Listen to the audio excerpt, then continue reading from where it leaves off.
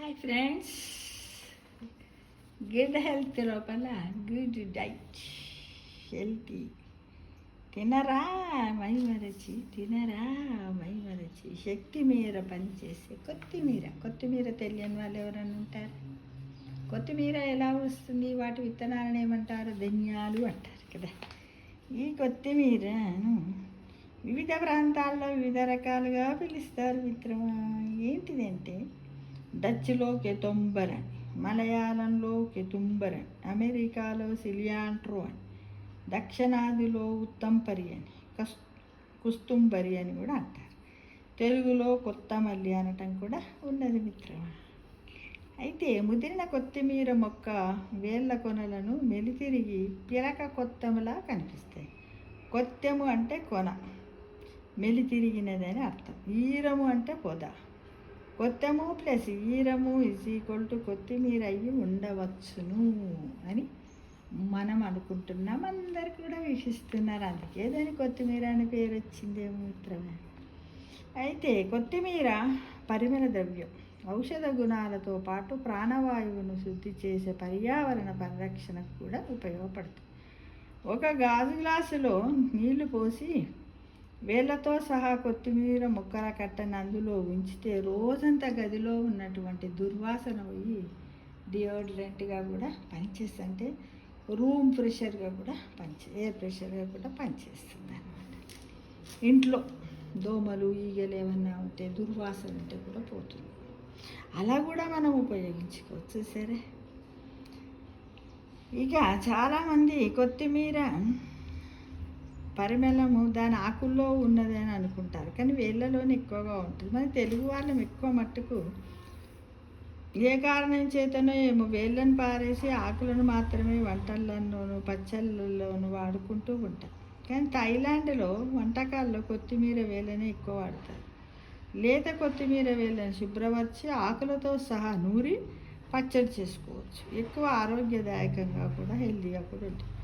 ముదిరిన వేళ్ళని చిన్న ముక్కలుగా తరిగి నేతి బొట్టు వేసి దూరగా వేయించితే ఆ వేళ్ళలో నుంచి సుగంధం బయటకు వస్తుందట. వాటిని పులుసుల్లో, చారులో కూడా వాడుకుంటారు. అన్నం పక్కన పెట్టుకొని కూడా తినడానికి ప్రయత్నం చేస్తారన్నమాట. కొత్తిమీర వేళ్ళతో సహా దంచి రసం తీసుకొని తాగితేనట జ్వరం వెంటనే తగ్గుతుందట. ఇది ఒకసారి మనం ట్రై చేసి చూద్దాం. ఎందుకైనా బెటర్ కదా ఫ్రెండ్స్. మానసిక ఆందోళన అదుపు చేస్తుంది, నిద్ర పట్టిస్తుంది, విషదోషాలను హరిస్తుంది, బీపీని తగ్గిస్తుంది, పైత్యము వికారం అంటే ఒకారం వస్తుంది, బోనోరంతా చేదైంది అంటారు కదా, అలాంటి దాన్ని పైత్య వికారాలంటే. తల తిరుగుడు వ్యాధులలో ఈ రసం పనిచేస్తుంది, చలవనిస్తుంది. పేగులు, కిడ్నీలు, లివర్కు సంబంధించిన సమస్యలపై పనిచేస్తుంది, దప్పిక తీరుస్తుంది, గుండెకు బలాన్ని ఇస్తుంది, మలమూత్రాలు ఫ్రీ అయ్యేలాగా చేస్తుంది. అమీబాయిసిస్ వ్యాధిలో అమీబాయిసిస్ జబ్బు ఉంటుంది కదా, దాంట్లో బ్యాక్టీరియా ఉంటుంది కదా, ఆ బ్యాక్టీరియాను కూడా ఇది ఎదుర్కొని మనకు సహాయం చేస్తుంది. వాటిని చంపేస్తుంది అన్నమాట బ్యాక్టీరియాస్. ఓకేనా ఫ్రెండ్స్. మూత్రాశయవాదులు, మూత్రంలో మంట అలాంటివి వాటికి కూడా మనకు తగ్గిస్తుంది. పేగుపూతకు ఉన్నట్టయితే ఈ ఆకు రసాన్ని తాగినట్టయితే పేగుపూతకు కూడా ఇది చక్కగా పనిచేయడానికి విలువైన ఔషధం అన్నమాట. జబ్బులు, చర్మ వ్యాధులు, ఎలర్జీ సంబంధ వ్యాధుల్లో కూడా ఇది ఒక ఔషధంగా, మంచి గుడ్ మెడిసిన్గా కూడా పనిచేస్తుందనే విషయాన్ని మనం మర్చిపోవద్దు మిత్రమా. అంటే ఏంది? తినరా మైమరచి ఎప్పటికిన్నూ మరవకుండా ఈ కొత్తిమీరను. అవునంటారా కాదంటారా? ఎలర్జీ సంపద వ్యాధుల్లో కూడా ఇది ఒక గొప్ప ఔషధమే. కామెర్లను, రక్తహీనతను తగ్గిస్తుంది.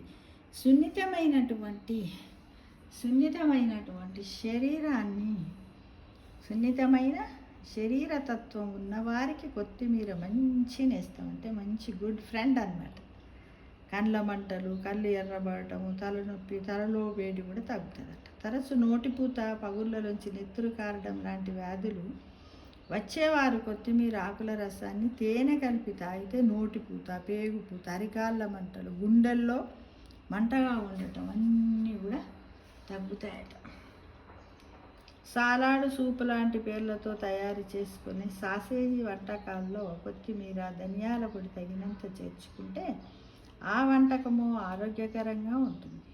ఆమ్లెట్లు, చట్నీలు, కుక్కీలు, కేకులు, చాట్ మసాలాలు ఇవన్నీ కొత్తిమీరకు అనుకూలంగా ఉంటాయి.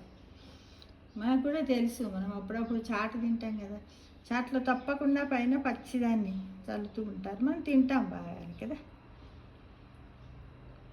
కొత్తిమీరని మెత్తగా రుబ్బి గుజ్జును వేడి అన్నములో కలిపి తాలింపు పెట్టిన కొత్తిమీర రైస్ రుచిగా ఉంటుంది, జీర్ణశక్తిని కూడా బల సంపన్నం చేస్తుంది.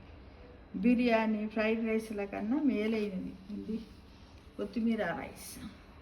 చాలామంది చేసుకొని తింటాం ఇంట్లో. ఇంకా చింతాకుని, కొత్తిమీరను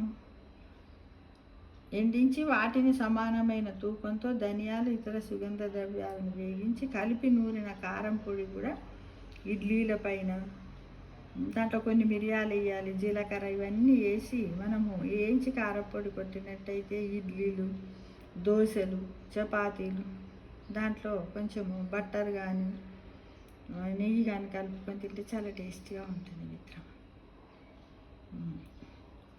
మిరియాలు, జీలకర్ర వగైరా సుగంధ ద్రవ్యాలను ఎత్తుకెత్తు కొత్తిమీరని కలిపి మిక్సీ పట్టించి కాచిన చారు కూడా జీర్ణక్రియకు తోడ్పడుతుంది. చారు కూడా చేసుకోవచ్చు. కొత్తిమీర మనకు తెలియకుండానే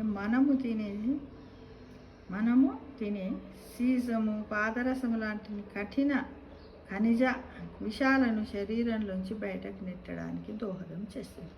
అందరికీ తెలుసు మన శరీరంలో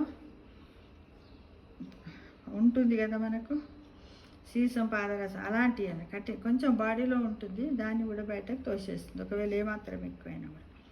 కొత్తిమీరని తినని వారు ఉండరు. విచిత్రం ఏమిటంటే దాని గుణాలను ఆయుర్వేద గ్రంథాలు మాత్రమే విశ్లేషించాయి. అవి తప్పని కానీ ఒప్పని కానీ నిర్ధారించే ప్రయత్నం చేయలే. కొత్తిమీరనే కదా అని వదిలేసాయన్నమాట, కానీ చెయ్యాల్సింది కదా.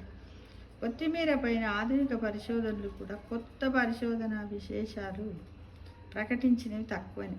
ఒక విలువైన ఆహార పరిమళ ద్రవ్యాన్ని శాస్త్రీయంగా ఉపయోగించుకోవటంలో మనం విఫలమవ్వటం జరిగిందేమో అని అనిపిస్తుంది. అంటే ఇదంతా విన్న తర్వాత, ఎందుకంటే కొత్తిమీర వల్ల ఎన్ని లాభాలు ఉన్నప్పుడు మనం తినాలి కదా. కొత్తిమీర మామూలుగా వచ్చేస్తుంది. కొత్తిమీర మన ఇంట్లో మన పెరట్లో చిన్న తొట్టి ఉందనుకోండి, ఆ తొట్టిలో నీళ్లు పెట్టి కొన్ని ధనియాలు వేసినా కూడా కొత్తిమీర వచ్చేస్తుంది.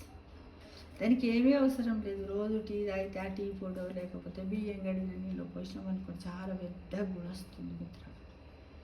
కాకపోతే ఈ మధ్యకాలంలో కొంచెం చీడ పీడ పురుగులు ఎక్కువగా ఉంటున్నాయి కాబట్టి మనం కూడా పెట్టడం తగ్గించండి. చాలామంది ఇంట్లోనే కొత్తిమీర, పుదీనా, మెంతం కూర, కరివేపాకు ఇవన్నీ ఇంట్లోనే పండించుకొని రోజువారీగా ఫ్రెష్గా వాడుకొని తిన్నట్టయితే మన ఆరోగ్యాన్ని మనమే కాపాడుకుంటాం.